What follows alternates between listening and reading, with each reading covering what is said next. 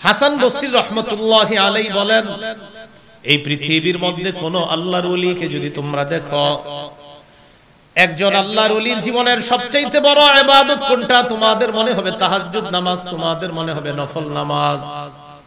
হাসান বসরি বলেন, একজন আল্লাহর ওলির জীবনের সবচেয়ে শ্রেষ্ঠ ইবাদত হলো গুনাহ না করা, হারাম কাজ না করা। আল্লাহর ওলির জীবনের সবচেয়ে বড় ইবাদত। আল্লাহর ওলির জীবনের সবচেয়ে বড় ইবাদত গুনাহ না করা। হুজুর হাফিজ জি হুজুরের বড় ইবাদত কি? গুনাহ না করা। বড় পীর আব্দুল কাদের জিলানী, উনি এত বড় পীর, উনি তাহাজ্জুদ নফল বেশি পড়তো। হ্যাঁ পড়তো, তাহলে এর চেয়ে বড় আর কোন ইবাদত আছে? আছে কি? গুনাহ না করা। তাহলে বলেন তো, আল্লাহর ওলিদের জীবনের শ্রেষ্ঠ ইবাদত কি? গুনাহ না করা। আল্লাহর ওলিদের জীবনের শ্রেষ্ঠ ইবাদত হলো গুনাহ না করা। এই হলো আজকের আলোচনার প্রথম অংশ। আজকের আলোচনার দ্বিতীয় অংশটা মন দিয়ে শুনেন। পাপ থেকে বাঁচবো কিভাবে? পাপ থেকে বাঁচার 12টা উপায় আপনাদের সামনে আলোচনা করি, একটু মন দিয়ে শুনেন। 12টা উপায়। পাপ থেকে বাঁচার 1 নাম্বার উপায় আখিরাতের ফিকির তৈরি করা। কিসের তৈরি করা? আখিরাতের ফিকির তৈরি করা। অন্তরে আখিরাতের ফিকির তৈরি করা পাপ থেকে বাঁচার 1 নাম্বার উপায়। আখিরাতের ফিকির কিভাবে তৈরি করবেন? একটু আমার দিকে সবাই তাকান, দেখেন আখিরাতের ফিকির কিছুক্ষণের জন্য তৈরি করি। আমার ঘড়িতে এই মুহূর্তে 11টা 4 বাজে। এমনও হতে পারে আগামীকাল 11টা 4-এ আমি দুনিয়াতে থাকবো না। আচ্ছা, আমি যদি আগামীকাল 11টা 4-এ দুনিয়াতে না থাকি, কোথায় থাকবো? কবরে। আমার আত্মীয় স্বজন আমারে কবরে রেখে আসবে। হ্যাঁ, তারা সত্যি রেখে আসবে। আসবে, তারপর কি হবে? কি হবে? আমারে প্রশ্ন করবে 3টা। উত্তর দিতে পারলে কি হবে? কবর জান্নাতের টুকরা হবে, না পারলে জাহান্নামের অংশ হবে। সত্যি। হ্যাঁ, তাহলে আগামীকাল 11টা 4টায়, আমি 11টা 4-এ যদি আমি কবরে থাকি, আমার সাথে কি যাবে? কি যাবে? নবী বলেন, যদি আমল ভালো করে থাকো আমল যাবে। তো আমি সারা জীবন যে সম্পদ কামাই করলাম সেটা, নবী বলেন, ওয়ারিসরা পাবে। সাহাবীদেরকে প্রশ্ন করলেন, তোমাদের কাছে সম্পদ দাম কোনটা? ওয়ারিসের সম্পদ না তোমার সম্পদ? সাহাবীরা বললেন, হুজুর আমাদের সম্পদ আমাদের কাছে দামি ওয়ারিসের সম্পদের চাইতে, কারণ আমাদের সম্পদ ওয়ারিসরা পাবে মরার পর, এজন্য আমাদেরটা আমাদের কাছে বেশি দামি। নবীজি বললেন, ঠিক তো? কয় হ্যাঁ। এবার আমার দিকে তাকান, এটা হলো আমার সম্পদ, এটা ওয়ারিসের সম্পদ, কখন পাবে আর কি পরে মনে করেন। তো নবীজি বলেন, একটা হলো আমল আর একটা হলো মাল। তোমার আমলটা হলো তোমার সম্পদ, তোমার মাল হলো ওয়ারিসের সম্পদ। নবী বলেন, তোমার আমল হলো তোমার সম্পদ, তোমার মাল হলো ওয়ারিসের সম্পদ। বলেন তো ভাই, আমল কার সম্পদ? আমার। বলেন, আমল কার আর মাল কার? ওয়ারিস। তো নবীজি বললেন, তোমরাই তো বললা তোমাদের সম্পদ বেশি দামি। হ্যাঁ। নবীজি বললেন, তোমাদের সম্পদ হলো আমল, ওয়ারিসের সম্পদ হলো মাল। তাই তোমার সম্পদ এটা পাবে ওয়ারিস, আর তোমার যে আমল নামা এটা তুমি পাবা। রাসূলুল্লাহ সাল্লাল্লাহু আলাইহি সাল্লাম বলেন, মৃত্যুর পর যখন কবরে যাবা, তোমার আমল তোমার সাথে যাবে আর তোমার মাল তোমার ওয়ারিসরা পাবে। এবার তুমি চিন্তা করো কোনটা বেশি গুরুত্ব দেওয়া দরকার। তাহলে আমাদের সম্পদের নাম কি বলেন তো? আমল। বলেন, আমাদের সম্পদের নাম কি? আমাদের সম্পদের নাম কি? আর ওয়ারিসের সম্পদের নাম মাল। বলেন, আমাদের সম্পদের নাম আমল, ওয়ারিসের সম্পদ। নবীজি বলেন, যা কামাই করছো ওয়ারিস পাবে, যা আমল করছো তুমি পাবে। এইভাবে আপনি আখিরাতের ফিকির তৈরি করা। আরেকটা ফিকির তৈরি করেন। আপনাকে ডাক্তার বলল, আগামী 24 ঘন্টা আপনার শরীরটা আর টিকে থাকবে, শরীর ড্যামেজ হয়ে গেছে, 24 ঘন্টার পরে আপনি বেঁচে থাকবেন না, আস্তে আস্তে আপনার শরীর ড্যামেজ। এই 24টা ঘন্টা আপনার কি অবস্থা হবে আপনি একটু চিন্তা করেন তো। বাসায় আসলেন, আসার পর আপনার আব্বা আপনাকে বকাঝকা শুরু করলো, আপনি আপনার আব্বার দিকে হাসি মুখে তাকায় থাকবেন। কেন? আব্বা বকেন, 24 ঘন্টা পর আর পাবেন না। বন্ধুরা আপনারা যদি সবাই মিলো বকাবকা করে, তুই ভালো না, এই না সেই না, অন্যদিন রাগ হয়ে গেল, আজকে রাগ হন না কেন? কারণ আপনার মাথায় টেনশন হলো, তোরা আর কতক্ষণ আমার এইগুলা বলবি? বল। আপনার ভাই বোন, আপনার আত্মীয় স্বজন সবাই আপনারা আজকে জ্বালায়, কিচ্ছু বলেন না, কারণ আপনি তাদেরকে বলেন নাই যে 24 ঘন্টার মধ্যে আমার শরীরটা আস্তে আস্তে ড্যামেজ হয়ে যাবে, আমি দুনিয়া থেকে বিদায় নিব। ঘটনা চক্রে ওই 24 ঘন্টার নামাজও এসে গেছে। ডাক্তার বলার পর জোহরের নামাজটা পাইছেন, বলেন তো এই জোহরটা কেমন পড়বেন? হ্যাঁ, কত কত যত্ন নিয়ে পড়বেন, কারণ আমি তো থাকবো না। আসর কত যত্ন নেবেন, মাগরিব কত যত্ন, এশা কত যত্ন। তাহলে ডাক্তার বলার কারণে সবকিছুর প্রতি আপনার এত যত্ন আয়েশা দিল। আল্লাহ তাআলা বলে দিয়েছেন মৃত্যু যে কোনো সময় তোমার হয়ে যাবে, অতএব প্রত্যেকটা নামাজ আজকে থেকে আমার আপনার মনে রাখা যে এটা আমার জীবনের শেষ নামাজ। এইভাবে আপনি মৃত্যুর কথা স্মরণে আসেন, দেখবেন আপনার গুনাহ অটোমেটিক চলে যাচ্ছে।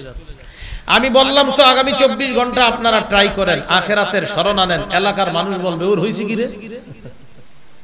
আপনি যখন আখিরাতের ফিকির তৈরি করবেন, এলাকার মানুষ বলবে ওর কি হইছে, মানে আপনার ভিতরে আলাদা চেঞ্জিং দেখে তারা বলবে ওর কি হইছে, মানে ওরাও বুঝতেছে আপনার মধ্যে আলাদা একটা কিছু কাজ করতেছে।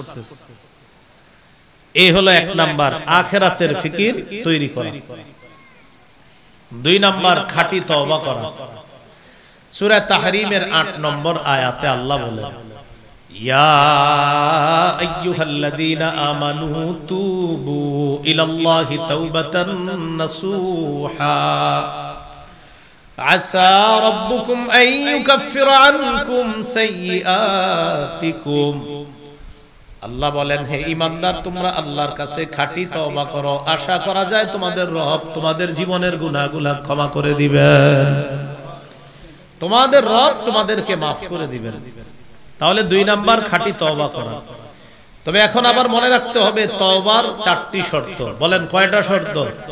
বলেন 1 অতীতের গুনাহ ছেড়ে দেওয়া, 2 গুনাহের উপর অনুতপ্ত হওয়া, 3 দৃঢ় প্রতিজ্ঞা করা আমি ভবিষ্যতে এই গুনাহ করব না, 4 আমার জিম্মায় বান্দার হক থেকে থাকলে এই হক আদায় করে দেওয়া। এই 4টা হলো তওবার শর্ত। 1 নাম্বার অতীতের গুনাহ ছেড়ে দেওয়া, 2 নাম্বার অতীতের গুনাহের উপর অনুতপ্ত হওয়া, 3 নাম্বার দৃঢ় প্রতিজ্ঞা করা ভবিষ্যতে এই গুনাহ না করার, 4 নাম্বার জিম্মায় বান্দার হক থেকে থাকলে এই হক আদায় করে দেওয়া। এখন গুরুত্বপূর্ণ কথাটা শুনেন, সুদে যারা আরেকজনের টাকা আনছেন, মনে করেন আপনি একজনের কাছ থেকে 500 টাকা পান, এই 500 টাকা আনছেন, সুদে আনছেন আরো 50, এইভাবে 50, 100 এইভাবে করতে করতে সুদে আপনি 50,000 টাকা শুধু সুদের অংশ আনছেন মানুষের কাছ থেকে। আপনারা মনে রাখবেন এই 50,000 আপনার না, যাদের থেকে আনছেন তাদের।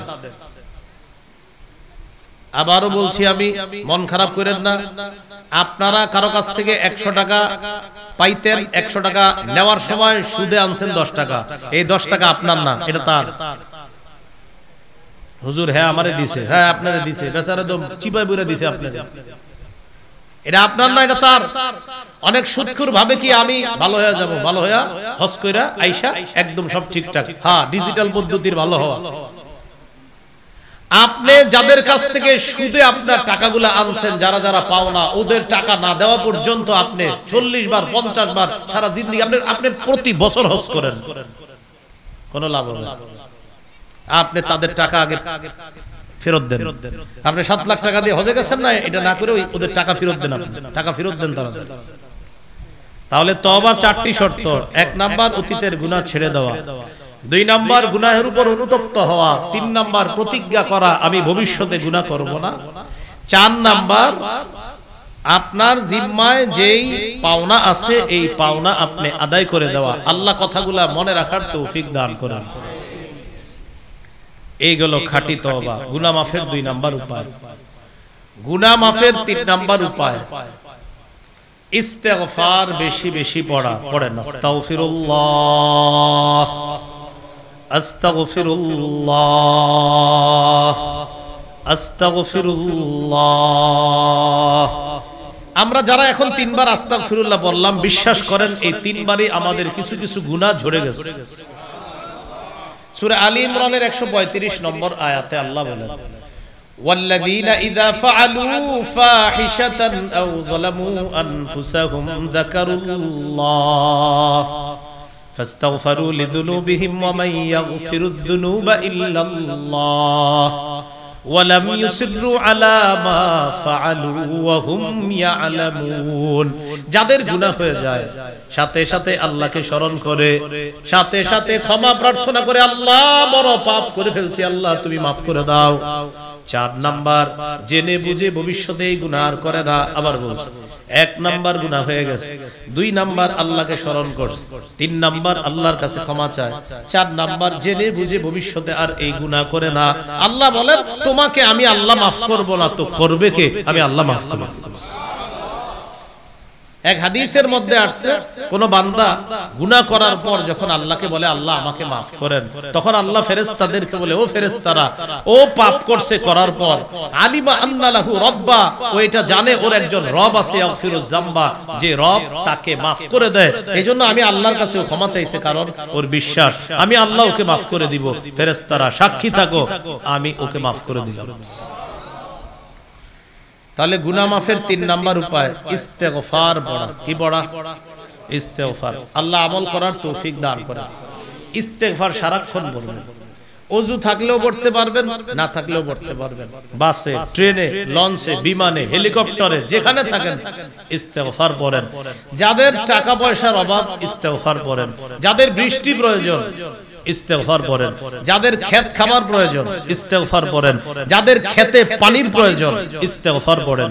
আল্লাহ তাআলা সবগুলা বলছে, শুধু ইস্তেগফারের কারণে এই জাতীয় পুরস্কার আল্লাহ দান করবেন।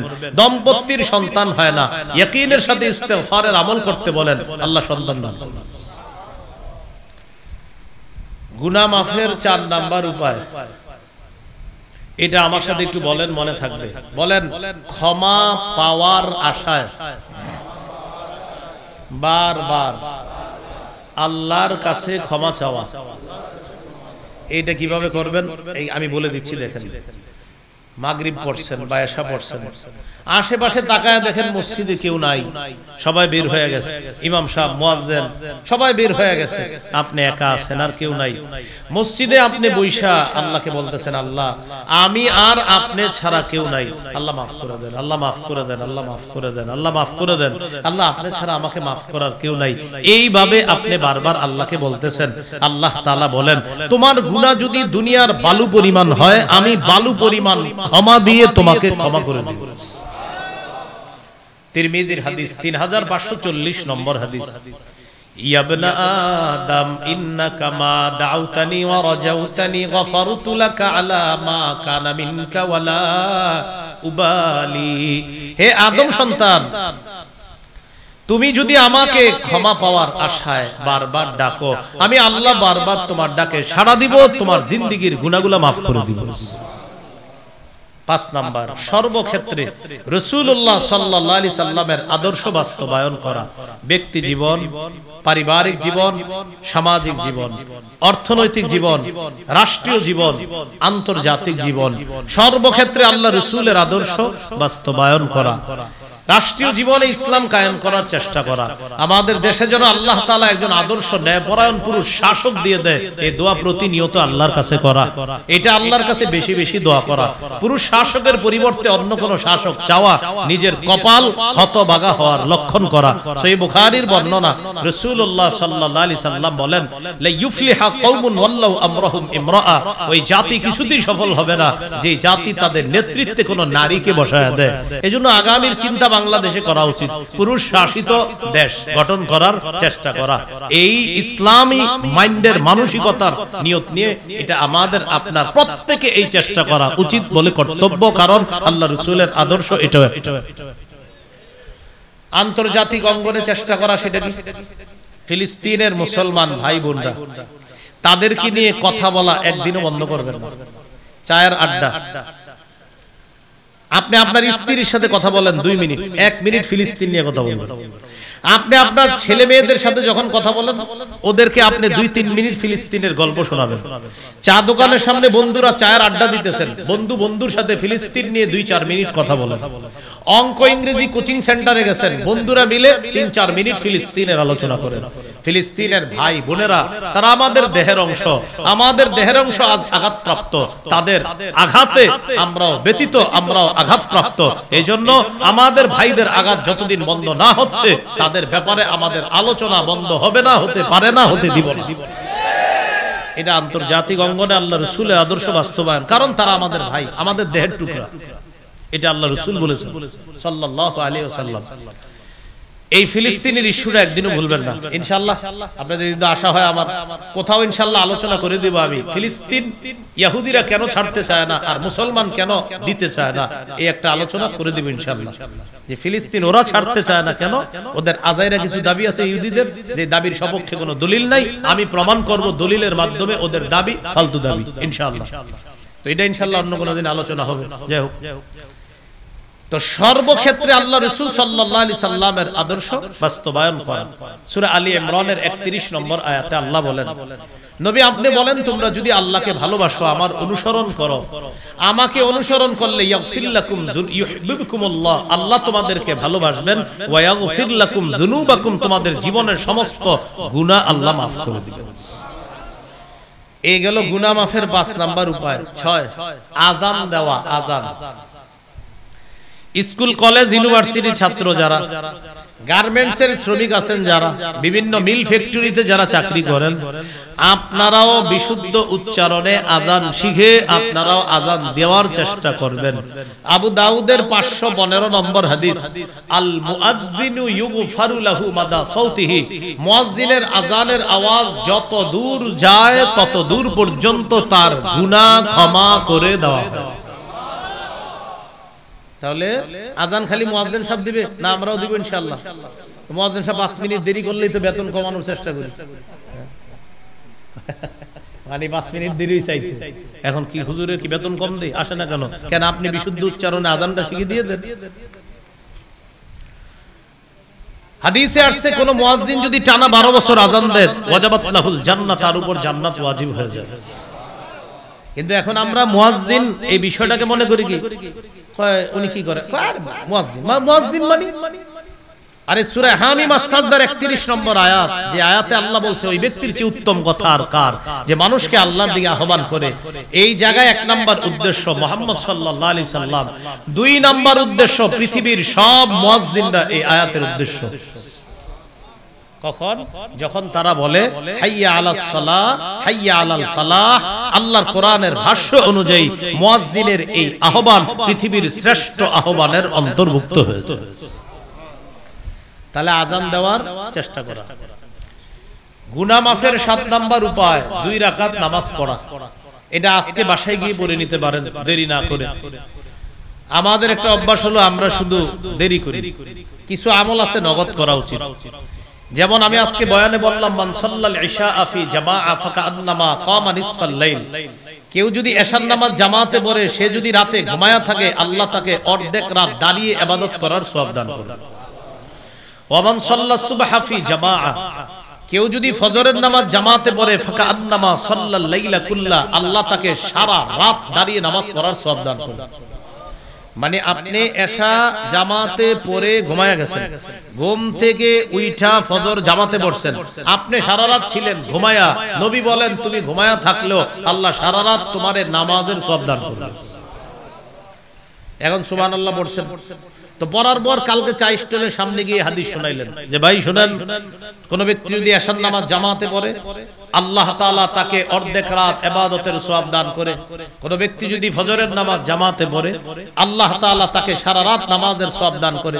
চা দোকানের সামনে সবাই সুবহানাল্লাহ বইরা বলতেছে, তুমি পড়ছনি? আমি এখনো শুরু করিনি। কি করিনি মানে আমরা সুবহানাল্লাহ পড়লেও আমলটা দেরি করে করি, এটা ঠিক না। আমল নগদ করা। তো গুনাহ মাফের 7 নাম্বার উপায় 2 রাকাত নামাজ পড়া। আবু দাউদের হাদিস 1521 নম্বর হাদিস, মা মিন আবদিন ইউযনিবু যামবান ফায়ুহসিনু তুহুরা ফায়াকুমু ফায়ুসাল্লি রাকাতাইন।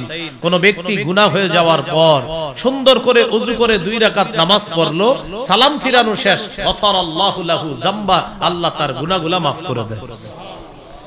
গুনাহ মাফের 8 নাম্বার উপায় 5 ওয়াক্ত নামাজ নিয়মিত পড়া। সহিহ বুখারীর 526 নম্বর হাদিস, এক ব্যক্তি রাসূলুল্লাহ সাল্লাল্লাহু আলাইহি সাল্লামের কাছে আসলেন, আসার পর বললেন, হুজুর আমার পাপ হয়ে গেছে, আমি কি করব? ওই মুহূর্তে আল্লাহ সূরা হুদের 114 নম্বর আয়াত নাজিল করে দিলেন। ওই আয়াতে আল্লাহ বলেন, ওয়া আকিমিস সালাতা তারাফাইন নাহার ওয়া যুলাফাম মিনাল লাইল ইন্নাল হাসানাতি ইউযহিবনাস সাইয়্যাত। তুমি দিনের দুই প্রান্তে নামাজ পড়ো, রাতেও নামাজ পড়ো। উদ্দেশ্য হলো 5 ওয়াক্ত নামাজ পড়ো। তুমি যদি 5 ওয়াক্ত নামাজ পড়ো, এই পুণ্যের কাজটা তোমার পাপগুলোকে দূর করে দিবে, মিটিয়ে দিবে। এই আয়াত দ্বারা বোঝা যায় কোন ব্যক্তি যদি নিয়মিত 5 ওয়াক্ত নামাজ পড়ে, নামাজের মাঝে তাদের যে কিছু গুনাহ শয়তান করায়া ফেলে, ওই পরবর্তী নামাজের কারণে আগের গুনাহগুলো আল্লাহ মাফ করে দেন। গুনাহ মাফের 9 নাম্বার উপায় জামাতের সাথে নামাজ পড়া। সহিহ মুসলিমের বর্ণনা, এক ব্যক্তি রাসূলুল্লাহ সাল্লাল্লাহু আলাইহি সাল্লামের কাছে আসছে, আসার পর বললেন, আকিম আলাইয়া হাদ্দান ইয়া রাসূলুল্লাহ, হুজুর আমাকে বিচার করেন, আমি বড় গুনাহ করছি। ইতিমধ্যে জামাত দাঁড়ায় গেছে, নামাজ পড়াইলেন নবী। নামাজ পড়ানোর পর এই ব্যক্তি বলতেছে, হুজুর আমার বিচারটা করবেন না, আমি বড় গুনাহ করে ফেলেছি। দেখেন ওই যুগে গুনাহ হয়ে যাওয়ার পর তারা কত পেরেশান। নবীজি বললেন, আহাদারতাস সালাতা মাআনা, তুমি কি আমাদের সাথে জামাতে নামাজ পড়ছো? তিনি বললেন, হ্যাঁ। ফাকালা রাসূলুল্লাহ সাল্লাল্লাহু আলাইহি ওয়াসাল্লাম, গুফিরাত লাক। রাসূলুল্লাহ সাল্লাল্লাহু আলাইহি সাল্লাম বলেন, জামাতে নামাজ পড়ার কারণে আল্লাহ তোমার গুনাহ মাফ করে দিবেন। গুনাহ মাফের 10 নাম্বার উপায়, একটা গুনাহ হয়ে গেলে সাথে সাথে একটা নেকির কাজ করা। এই বয়ানের বদহজম করবেন না। বদহজম মানে আপনারা আবার এই বয়ানটা এই বুঝেন না যে হুজুর বলছে একটা গুনাহ হইলে পাপ হয়ে গেলে ভালো কাজ করা, এর মানে আজকে থেকে আমি গুনাহ করব, ভালো কাজ করব, গুনাহ করব, ভালো কাজ করব, এরকম না। আমি কি বলছি গুনাহ করলে না গুনাহ হইলে? মুসলমান গুনাহ করতে পারে না, মুসলমানের গুনাহ হয়ে যেতে পারে, গুনাহ হয়ে গেলে গুনাহ থেকে মাপ চাওয়া। তো বলছিলাম একটা পাপ হয়ে গেলে সাথে সাথে একটা ভালো কাজ করা। তিরমিজির হাদিস, ক্বালা রাসূলুল্লাহ সাল্লাল্লাহু আলাইহি ওয়াসাল্লাম, আতবি'is সাইয়্যাতাল হাসানাতা তামহুহা।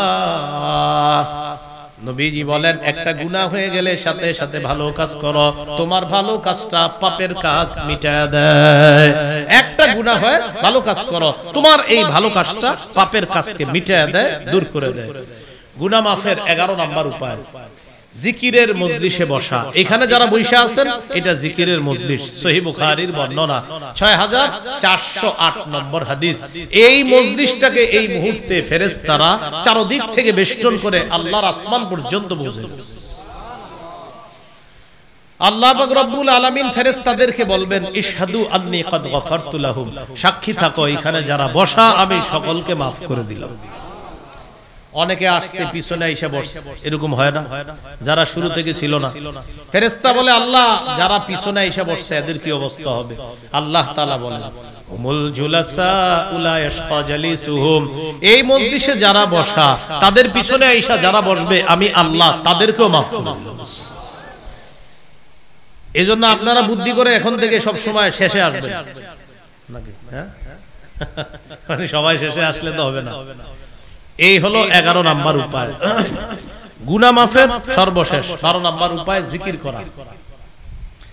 হাদিসের মধ্যে আসছে রাসূলুল্লাহ সাল্লাল্লাহু আলাইহি সাল্লাম বলেন, আহাব্বুল কালামি ইলাল্লাহি আরবা, সুবহানাল্লাহ ওয়ালহামদুলিল্লাহ লা ইলাহা ইল্লাল্লাহ ওয়াল্লাহু আকবার। নবীজি বলেন, আল্লাহর কাছে সবচেয়ে পছন্দের কথা হলো 4টা।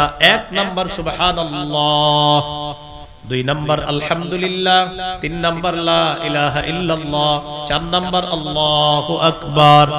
আবার এই 4টার মধ্যে শ্রেষ্ঠ কোনটা? আফজালুয যিকরি লা ইলাহা ইল্লাল্লাহ। আল্লাহর কাছে সবচেয়ে শ্রেষ্ঠ জিকির হলো লা ইলাহা ইল্লাল্লাহ। এবার আমার সাথে বলেন 5 ওয়াক্ত নামাজের পর 33 বার সুবহানাল্লাহ, 33 বার আলহামদুলিল্লাহ, 33 বার আল্লাহু আকবার, 33 99 বার পড়ার পর 100তম বারে এই দোয়াটি পড়ব। পড়েন লা ইলাহা ইল্লাল্লাহু ওয়াহদাহু লা শারীকা লাহ লাহুল মুলকু ওয়া লাহুল হামদ ওয়া হুয়া আলা কুল্লি শাইইন কাদির গফিরাত খাতায়াহু ওয়া ইন কানাত মিসলা জাবাদিল বাহরি। এই আমলটা যারা পাঁচ ওয়াক্ত নামাজের পরে করবে সমুদ্রের ফেনা পরিমাণ গুনাহও আল্লাহ মাফ করবে। কোনটা? এই যে পাঁচ ওয়াক্ত নামাজের পরে করব তো আমল ইনশাআল্লাহ, আল্লাহ তৌফিক দান করেন। আরেকটা আমল এখন নগদ করবেন, যাইতে যাইতে বাড়িতে যাইতে যাইতে একদম ছোট্ট একটা আমল বলেন সুবহানাল্লাহি ওয়া বিহামদিহি।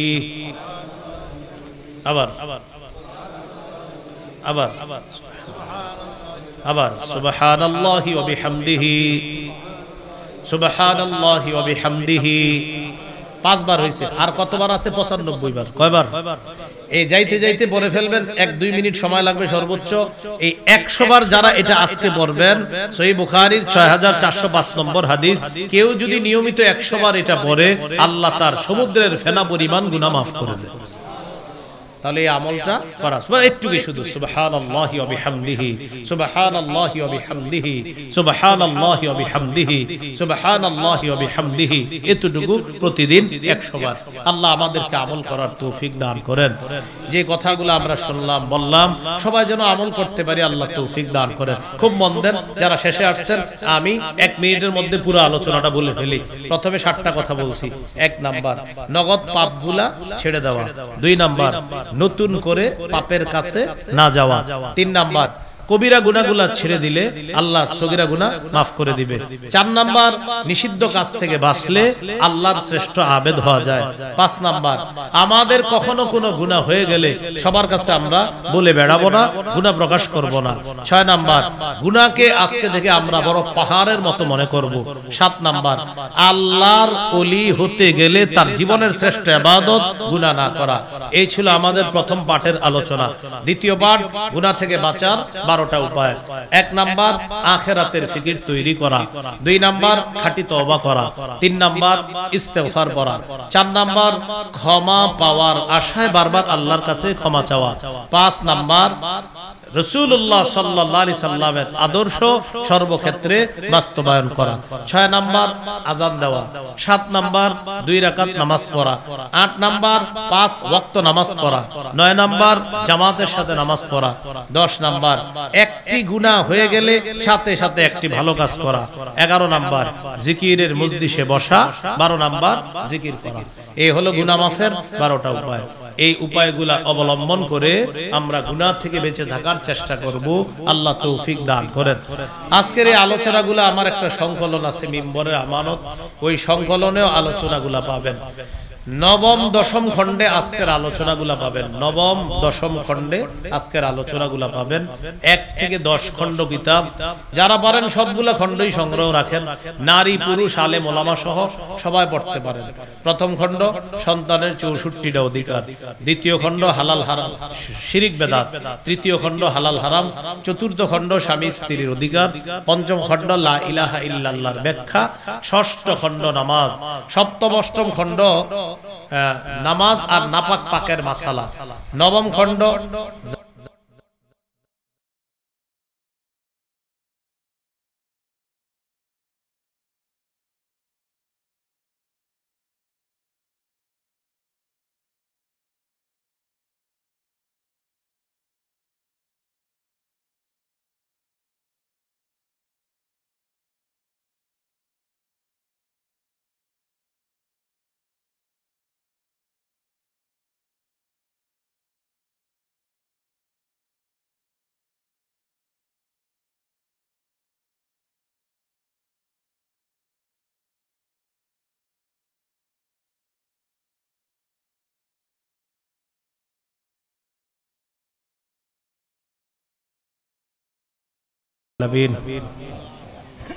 والعاقبة للمتقين والصلاة والسلام على سيد الأنبياء المرسلين وعلى آله وأصحابه أجمعين. ربنا ظلمنا أنفسنا وإن لم تغفر لنا وترحمنا لنكونن من الخاسرين. রব্বিরহামহুমা কামা রাব্বায়ানি সগীরা। মাবুদ মেহেরবান মাওলা, আল্লাহ এই মাহফিলকে আপনি কবুল করেন। আল্লাহ জিন্দেগীর গুনাহ খাতাগুলো মাফ করে দেন। আল্লাহ ঈমান ইসলামের উপর অটল থাকার তৌফিক দান করেন। আল্লাহ মেহেরবানি করে জীবনের সমস্ত গুনাহ খাতাগুলো মাফ করে দেন। আল্লাহ গুনাহগুলো মাফ করে দেন। আল্লাহ গুনাহগুলো মাফ করে দেন। সগীরা কবিরা গুনাহ মাফ করে দেন। আল্লাহ ঈমান ইসলামের উপর অটল অবিচল রাখেন। কুফর শিরিক থেকে হেফাজত করেন। যাদের সামনে বসলাম, যারা আমার সামনে বসা, সবার সাথে আবার জান্নাতে দেখা করায়া দিয়েন। আল্লাহ আমাদেরকে মাফ করে দেন। আল্লাহ গোপন পাপ প্রকাশ্য পাপ থেকে হেফাজত করেন। আল্লাহ আল্লাহ আল্লাহ আল্লাহ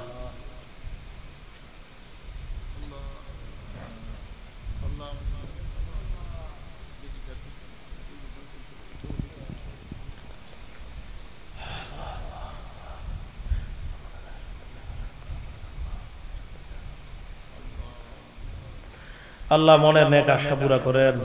আল্লাহ মনের ব্যথাগুলা দূর করে দেন। স্বামী স্ত্রীর মাঝে মহব্বত তৈরি করে দেন। প্রতিটা ঘরে ঘরে ইসলাম কায়েম করে দেন। রোড গার্ডের অ্যাক্সিডেন্ট থেকে হেফাজত করেন। আল্লাহ ঢাকার উদ্দেশ্যে রওনা করুন, সহি সালেমে নিরাপদে গন্তব্যে পৌঁছায় দিয়েন। আল্লাহ এই বছর যারা হজের নিয়ত করেছে তাদের নিয়তকে আপনি পুরা করেন। তাদের হজকে আপনি কবুল করেন। সহি সালামে সুস্থতার সাথে হজ থেকে যেন ফিরে আসতে পারে তৌফিক দান করেন। আল্লাহ আমাদের দোয়া আপনি কবুল করেন। আল্লাহ আমাদের দোয়া আপনি কবুল করেন। আল্লাহ আমাদের দোয়া আপনি কবুল করেন। এই মাদ্রাসাটি আপনি কবুল করে নেন। শিক্ষিকা ছাত্রী সকলকে কবুল করে নেন। পরিচালকরা বৃদ্ধ যারা আছে তাদেরকে কবুল করে নেন। মাদ্রাসার দায়িত্বে যারা আছে কবুল করে নেন। মাদ্রাসার মুতাআল্লিকিন মুহিব্বিন সকলকে আপনি কবুল করে নেন। এলাকার নারী পুরুষ যারা কবরে, সবার কবরগুলা জান্নাতের বাগান বানায় দেন। আল্লাহ আল্লাহ আল্লাহ আল্লাহ মৃত্যুর সময় ঈমান নসিব করে দিয়ে। আল্লাহ মৃত্যুর সময় ঈমান নসিব করে দিয়ে। আল্লাহ মৃত্যুর সময় ঈমান নসিব করে দিয়ে। আল্লাহ মৃত্যুর সময় ঈমান নসিব করে দিয়ে। আল্লাহ মৃত্যুর সময় ঈমান নসিব করে দিয়ে। আল্লাহ মৃত্যুর সময় ঈমান নসিব করে দিয়ে। আল্লাহ আল্লাহ আমাদের গুনার শেষ নাই, আপনি ছাড়া যাওয়ার জায়গা নাই। আল্লাহ গুনার শেষ নাই, কিন্তু আপনি ছাড়া যাওয়ার জায়গা নাই। আল্লাহ কত গুনাহ করি আল্লাহ, এরপরে কত সুন্দর দুইটা চোখ দিছেন, হাত দিছেন, পা দিছেন, এত সুন্দর নেয়ামত শরীরের মধ্যে দিছেন, এরপরেও নাফরমানি করি। আল্লাহ তিন বেলা খাওয়ান, এরপরেও কত নাফরমানি করি। আল্লাহ আমাদেরকে মাফ করে দেন। আল্লাহ আমাদেরকে মাফ করে দেন। আল্লাহ ফিলিস্তিনের মুসলমানদেরকে হেফাজত করেন। আল্লাহ গাজার মুসলমানদেরকে হেফাজত করেন। আল্লাহ কত আরামে খাবার খাই, এই জায়গায় কত আরামে বয়ান শুনতেছি, করতেছি। আল্লাহ ফিলিস্তিনের এমন মুসলমান নারী পুরুষ আছে যাদের কাছে 10 দিন 12 দিন পানিও যায় না।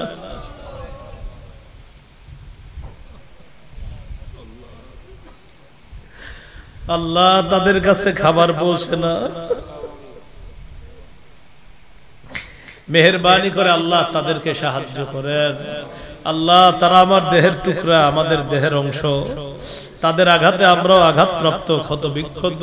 আল্লাহ তাদেরকে আপনি হেফাজত করেন। আল্লাহ তাদেরকে হেফাজত করেন। জায়নবাদী হায়নাদের বিরুদ্ধে যে মুজাহিদ বাহিনী লড়াই করতেছে, লড়বে, ওই হক মুজাহিদ বাহিনীর সাথে আমাদেরকেও শরীক করে দিয়েন। আল্লাহ ربنا تقبل منا إنك أنت السميع العليم وتب علينا إنك أنت التواب الرحيم صلى الله تعالى على خير خلقه سيدنا محمد وعلى آله وأصحابه أجمعين سبحان ربك رب العزة عما يصفون سلام على المرسلين والحمد لله رب العالمين السلام عليكم ورحمة الله.